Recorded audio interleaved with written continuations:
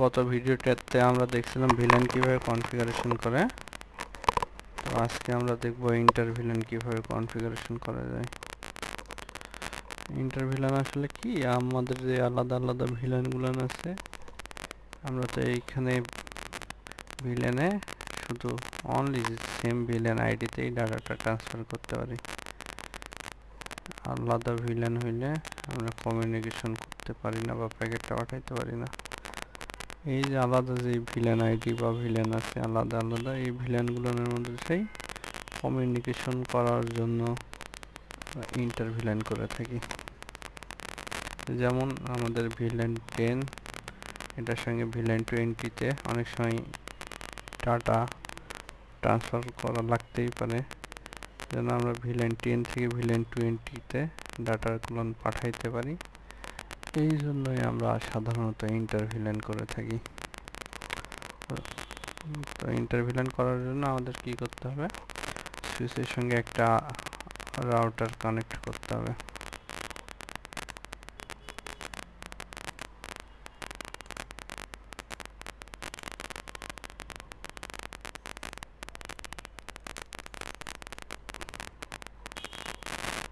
আমাদের এই রাউটারটা কনফিগার করা হইলে আমরা আলাদা আলাদা ভিলেন আইডির ভিতরে ডাটাটা ট্রান্সফার করতে পারবো।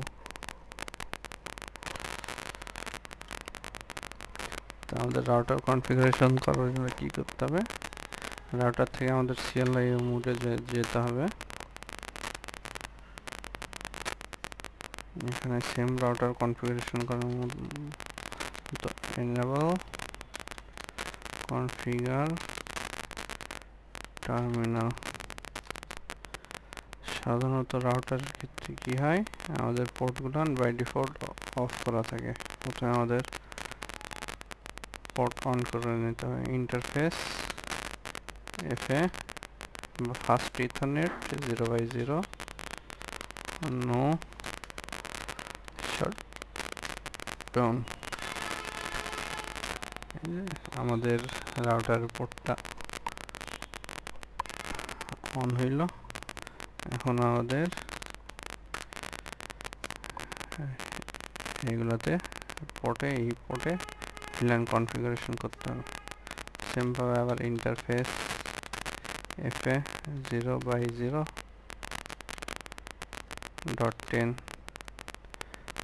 ইন্টার ভিলেন করার জন্য আমাদের যে পোর্টগুলো আছে, যে পোর্টটা আমি ইউজ করতেছি সুইচের সঙ্গে, এটাকে আমাদের আলাদা আলাদা সাব ইন্টারফেসে ভাগ করতে হবে, যেন এই সেম ইন্টারফেসে আমাদের ভিলেন 10, ভিলেন 20, ভিলেন 30, ভিলেন 50 সব পাস হইতে পারে। তো .10 মানে ইন্টারফেসটা সাব ইন্টারফেস ভিলেনের জন্য, ভিলেন 10 এর জন্য কাজ করবে। Enter encapsulation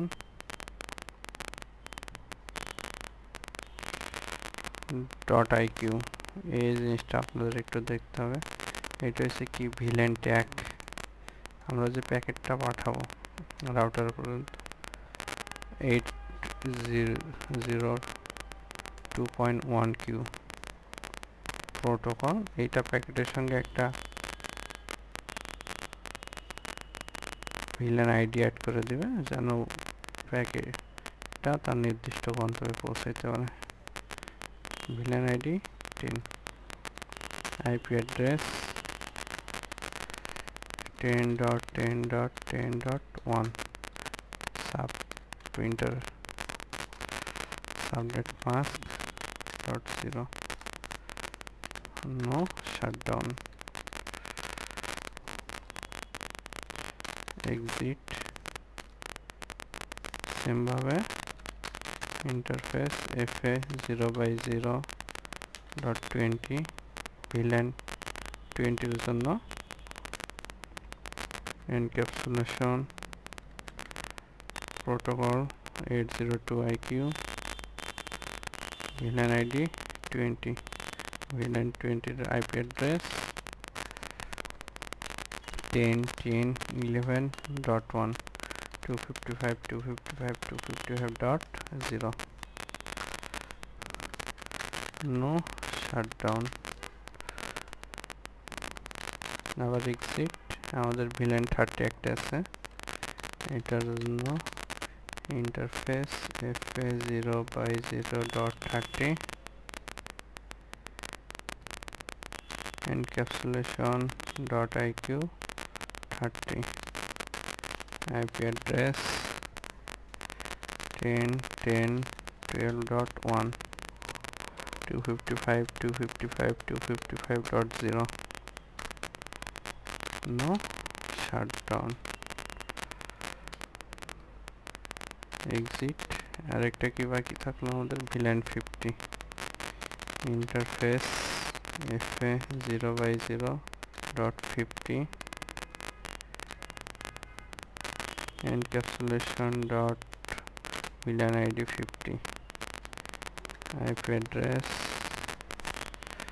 50.50.50.1 255.255.0 no shutdown। আমাদের কনফিগারেশন কমপ্লিট। আমরা যখন প্যাকেট পাঠাইতে চাই, তো তার আগে আমাদের এখানে গেটওয়েটা বসাই নিতে হবে। 10.10.10.1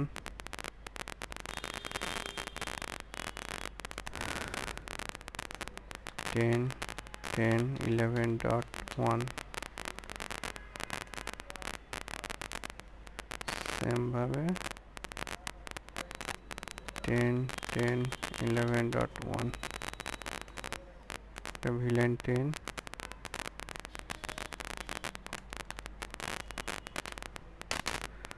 1 এটাও ভিলেন 10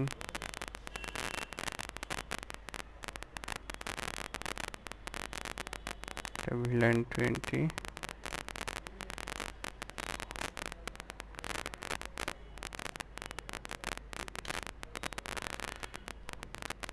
11.1। এখন আমরা আগে যেমন করছিলাম সেম ভিলেন 10 থেকে ভিলেন 10 সাকসেসফুল ছিল, বা ভিলেন 20 থেকে ভিলেন 20 সাকসেসফুল ছিল। তো এখন আমরা দেখি ইন্টারভিলেন করার পর কাজ করে কিনা। তো আমরা ইন্টারভিলেন করার পর ভিলেন 10 থেকে ভিলেন 20-তে ডাটাটা পাঠাবো, এই যে সাকসেসফুল, বা ভিলেন 20 থেকে ভিলেন 10-এ পাঠাবো,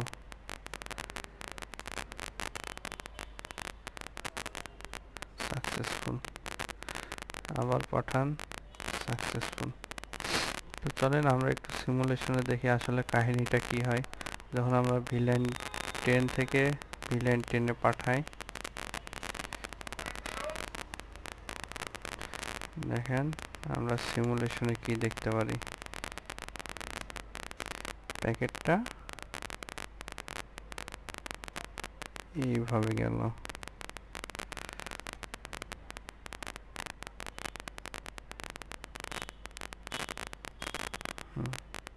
সাকসেসফুল।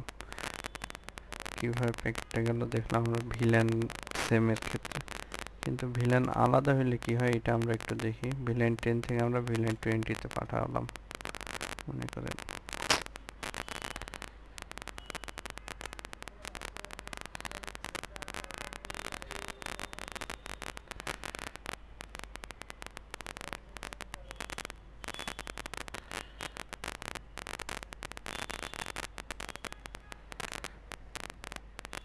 ভিলেন 20-তে প্যাকেটটা আমরা পাঠাই, এইটা এইখানে গেল, এইখানে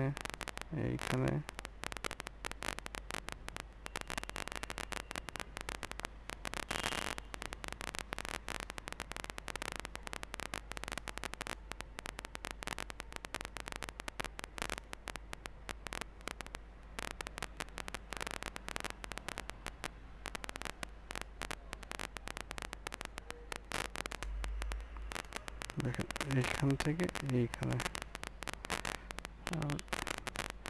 এইটা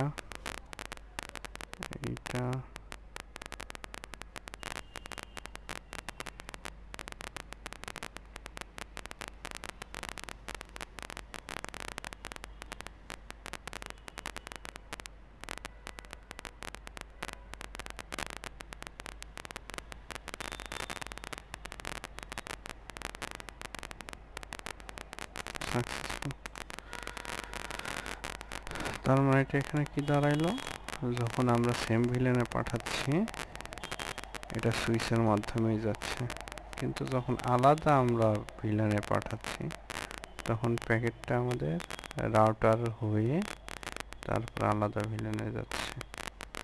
এটাই ছিল ইন্টার ভিলেন কনফিগারেশন।